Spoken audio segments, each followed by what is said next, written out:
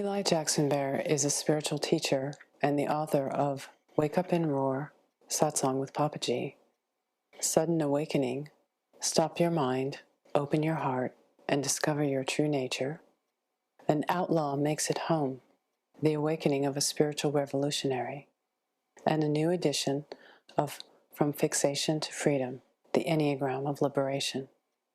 Eli has been teaching courses on the Enneagram of Character Fixation since starting at Esalen Institute in the 1980s, where he integrated the insights from the Enneagram with Ericksonian hypnosis as part of a certification program in clinical hypnosis at Esalen in Big Sur, California, and in Vienna, Austria. At the first International Enneagram Conference at Stanford University, Eli presented his radical new model of the Enneagram of Liberation, taking the sacred teaching out of the realm of personality and returning it to its ancient roots as a wisdom mirror for enlightenment. As well as developing his own model, Eli searched for the roots of the Enneagram.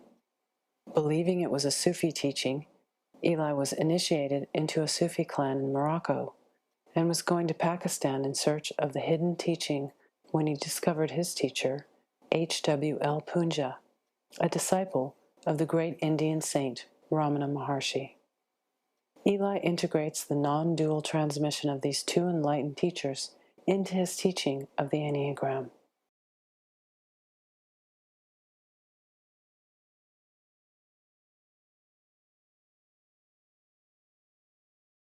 Hi, welcome. Welcome to our living room at the Leela Foundation. Now, if you know anything about me in the past, you know that I usually speak spontaneously. But this is different, because I have very specific information that I'd like to convey to you, and some historical information that I don't want to get wrong. So, thank you for joining us.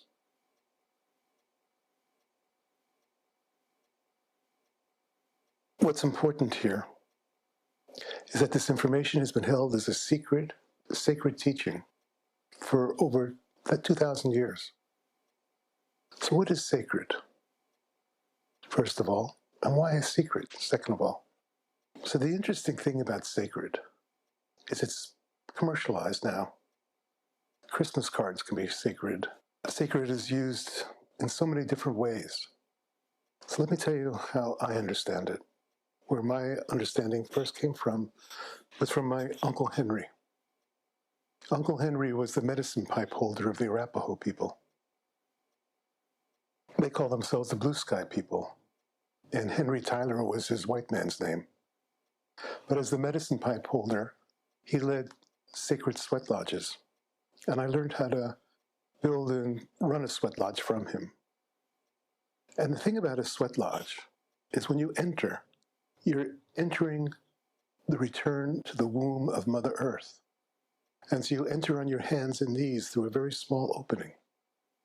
You crawl in, naked, like a baby. And when you get inside, you stand up, naked, hot, black, no light, intense heat, and you proclaim to the universe, all my relations. Now, what does all my relations mean? In the first and most important instance, it means that you, as this human being in this moment, are standing, representing everything that came before you. All of your DNA, lifetimes, are showing up in this moment, in this present being that says, all my relations. Also, what all my relations means is that we are interconnected and supported by everything alive when you're in service of life. And so what I'd like you to do in this moment is, if you, in your heart, open to say yes, all my relations, that all your relations may be here with you as you enter into this sacred teaching, and that you may represent in the best possible way your lineage, your unique moment that billions of lifetimes have led up to. All my relations. Now the second part is, it's a secret teaching that's been held in the mystery schools for thousands of years. And the question is, why keep anything a secret? Well, I have a pretty good answer that I'd like to share with you. That comes from a quote that I'm going to be using from my book, the latest edition of From Fixation to Freedom. And it's a quote from Gerard Russell, who is the author of Heirs to Forgotten Kingdoms. Fantastic book if you're interested in it. Russell believes that the Pythagoreans are still alive as a teaching hidden in the Druze mystery religion. And so he approaches a professor at a university, a Druze professor in Lebanon, and asks him, are the Druze the successors to the Pythagoreans? Well, the professor deflects from answering this question. Instead, he says, to reveal the truth to a man who's not ready to accept it is 3 sins in one. First, it makes him disbelieve the truth. Secondly, it makes him disbelieve you.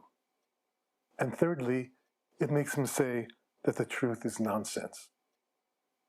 Pythagoras may have said this statement 2,500 years ago. Pythagoras was the first person to call the universe the cosmos. This teaching originates with Pythagoras, a pre-Socratic Greek philosopher. When Pythagoras calls the universe a cosmos, this is mind-blowing. It does several things. First, it makes the universe the center of the world instead of me or my world, or Earth. Before that, everything was either centered on the individual or on the planet or on the tribe. But suddenly, cosmos centers everything on the universe. That opening up is unique to Pythagoras. Cosmos is a Greek word with 2 interrelated meanings. First is interconnected, and the other is harmonious. Pythagoras takes this concept of cosmic as both interrelated and harmonious, and develops his mathematics of the universe based on sound and harmony. And the basic of that, of his math, is the triangle.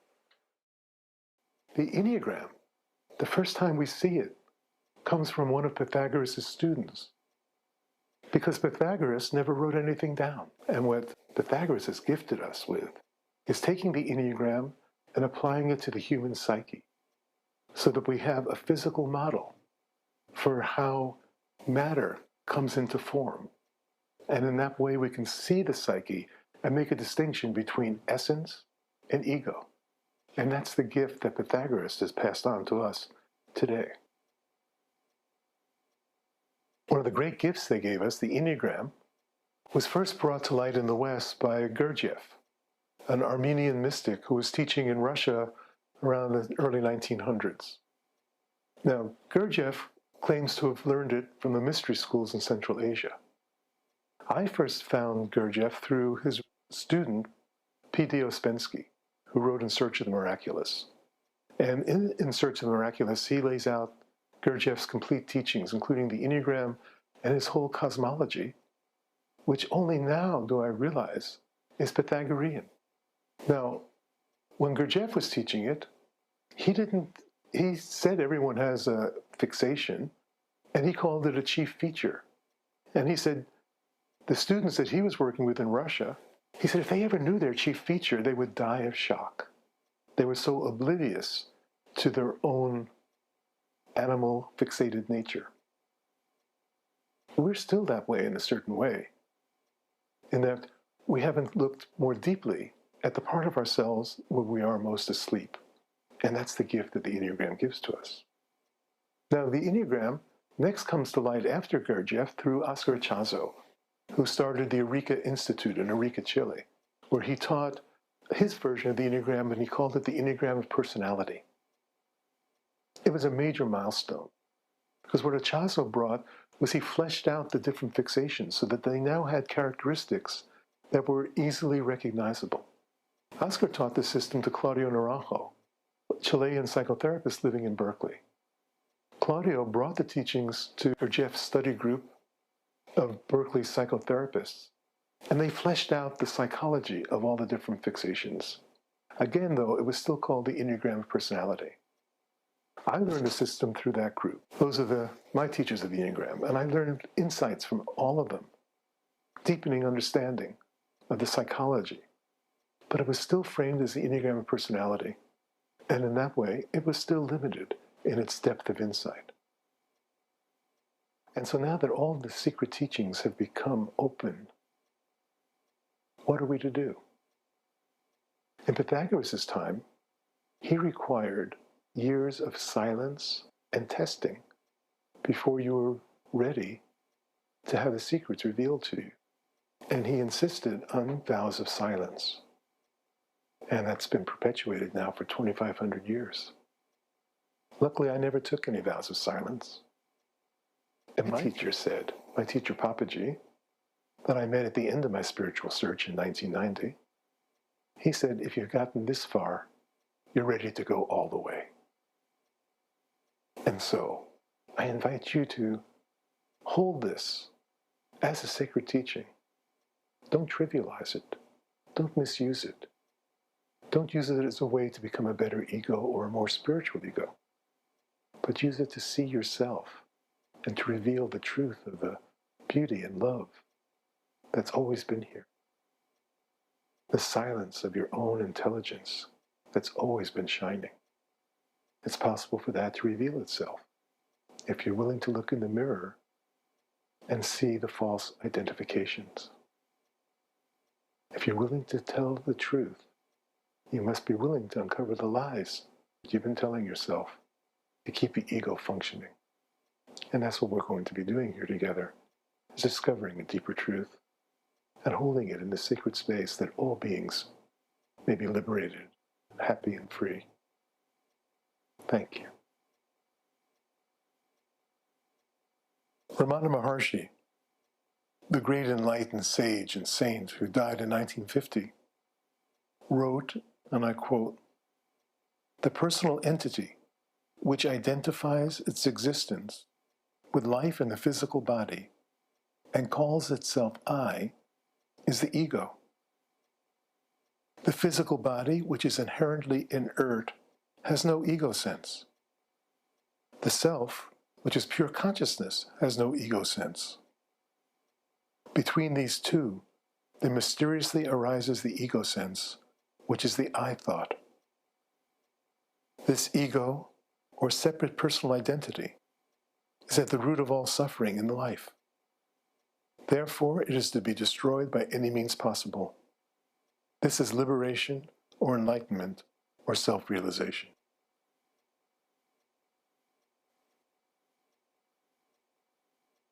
This teaching of Ramana Maharshi was transmitted to me by his student, Papaji, who was my teacher. And Papaji transmitted it with the living presence of silence. And so I, in the past, associated self-inquiry with India. And yet, that's not accurate at all. If we go back to the ancient Greeks, know yourself was written over the temple of Apollo. And it was Socrates who said, an unexamined life is not worth living.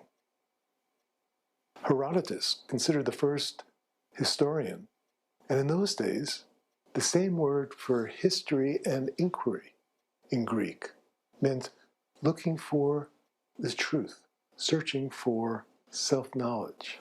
Herodotus even writes of seeing a mystery school in Upper Egypt on the Nile, and above the entrance was know yourself.